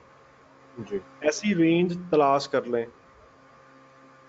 उसके पीछे क्या हुआ उसको भूल जाएं, छोड़ दें उसको। जी रिचर्ड डी वाइकॉफ को ये भी नहीं बताना आपने कि एजाज भाई ने ये बोला था कि साइन ऑफ स्ट्रेंथ और वीकनेस दोनों को भूल जाए। ठीक है, जी सिर्फ आपने एक रेंज फाइंड आउट कर ली जी और वेट करना है उसके ब्रेकआउट का, या यहाँ पर, या यहाँ से। लो जी volume pull back and trade, बस जी इतना सा काम है आपका बस। Forget everything what is happening here and there and price and bullish versus bearish and blah blah blah blah blah. मतलब ये ये एक अच्छी प्रैक्टिस नहीं है कि आप इस तमाम चीज़ों, ये तमाम चीज़ों को भूलें। ये एक बहुत अच्छी प्रैक्टिस नहीं है। लेकिन कुछ स्टूडेंट्स होते हैं, उनको कुछ ना चीज़ों को मोल्ड करके देना पड़ता है, दिखाना पड़ता है, ताकि वो अच्छे से समझ जाएं। ठीक है। जी तो जी इस वजह से मैं आपको आपको आपके लिए पर्सनल ये एडवाइस कर रहा हूँ कि इस एरिया में क्या हुआ, बाई क्लाइमेक्स आया नहीं आया, टू बार रिवर्सल आया नहीं आया, छोड़ दें। सिर्फ जी। क्या देखना है आपने, बताएं मुझे क्या देखना है आपने। बैलेंस एरिया रेंज सही डिटेक्ट करनी है। रेंज सही डिटेक्ट कर, रेंज होनी चाहिए। ठीक है। उसको, उसके ब्रेकआउट का वेट करें, लो वॉल्यूम पुल बैक का वेट करें और ट्रेड करते हैं। That is all. सारी कामों से जान छुड़ाएं अपनी, जितना आप मतलब घूम रहे हो ना, कि बाइंग क्लाइमिक्स है या नहीं है, बैकग्राउंड है या नहीं है, या ये वो। मतलब मैं ये वाला हिस्सा वैसे रिकॉर्डिंग से कट कर दूंगा, क्योंकि रात को ही रिचर्ड वाइकॉफ मेरे ख्वाब में आने वाला है और मुझे इसने कहना है कि ले भाई तू किस्से को बिगाड़ के बता रहा है ना। अच्छा, एक तो ये चीज देखें। अब आपका टाइम बचाने के लिए क्या कर सकते हैं आप, मल्टीपल मल्टीपल पेयर्स को स्विच करें और मल्टीपल टाइम फ्रेम को स्विच करें। हो सकता है आपको पौंड यूएसडी के अंदर M5 के अंदर इस तरह की रेंज मिल जाए। सही है। M5 की रेंज है, इसका मतलब है कि जल्दी इसका ब्रेकआउट हो सकता है। M5 की रेंज कोई 10 घंटे तो नहीं चलती ना। जी अगर H4 की रेंज होगी तो 10 घंटे चल सकती है। जी। 10 घंटे क्या, वो 4 दिन वो भी तो चल सकती 4 दिन भी चल सकती है, है। 4-5 दिन भी चल सकती है वो। इसलिए आप क्या करो, छोटे टाइम फ्रेम पे आ जाओ, M15 और M5 के ऊपर उसका ट्रेवलिंग एरिया फाइंड आउट करो, और ये देख लो कि बैलेंस एरिया बन रहा है। ओके, आपने वो चार्ट यहाँ पे खोल के सेव कर लिया। ठीक है। उसके बाद नए चार्ट पे चले गए, कोई भी नया चार्ट खोला, उसके अंदर देखा कौन से टाइम फ्रेम के अंदर रेंज है, नहीं है, छोड़ दो, इस चार्ट को बंद कर दो। कोई रेंज नहीं मिली किसी भी टाइम फ्रेम में, छोड़ दो, उस चार्ट को बंद कर दो, नया चार्ट ओपन करो और टाइम फ्रेम स्विच करो, और ये देखो कि रेंज मिल रही है या नहीं मिल रही। अगर किसी टाइम फ्रेम के अंदर लेट्स से M15 में मिल रही है, तो वो आपको बता देगी पहले से पहले ही। इस तमाम वीडियो का जो नॉलेज आप यूज करोगे ना, तो वो आपको पहले ही बता देगी कि ये रेंज कितना चल सकती है।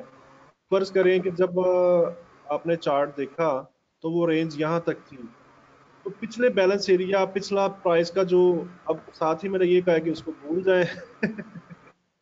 चले जी भूल ही रहे, सही है, ठीक है, आप इतनी डेप्थ में ना ही जाएं। अब भूल ही रहे हैं उस नॉलेज को ना। तो बस ये देख लें, उसका वेट करें उसका। अच्छा, एक और आपको काम की बात बता दूं, काम की बात बता दूं आपको, जो कि मुझे आज तक किसी ने नहीं बताई। ये मेरी अपनी वो है, मेरी अपनी फाइंडिंग है।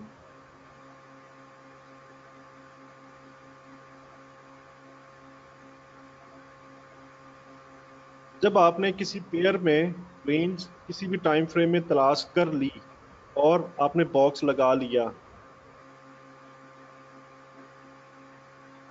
देन आप क्या करोगे, अपना टाइम बचाने के, आपका टाइम बचाने के लिए और आपकी एफर्ट बचाने के लिए, आपका स्क्रीन के सामने बैठने का टाइम जो है ना, उसको बचाने के लिए ये बात आपको बता रहा हूँ।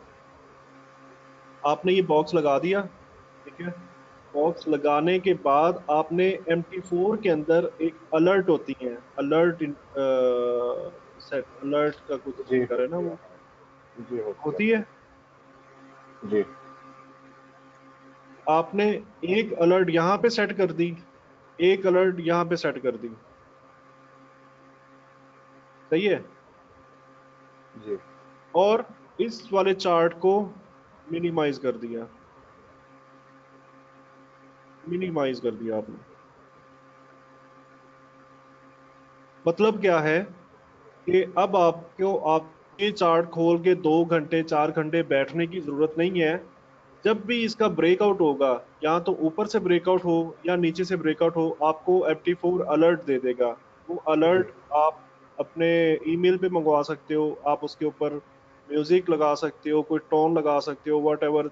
अगर आप कोई और भी, मतलब आप उसी कमरे में मौजूद हो और कुछ और कर रहे हो, कोई और काम कर रहे हो, स्टडी कर रहे हो, अगर आप स्टडी कर रहे हो तो आपने ऐसे अलर्ट लगा दी, और जैसे ही ब्रेकआउट हुआ तो आपको अलर्ट मिल गई कि जी ब्रेकआउट हो चुका है।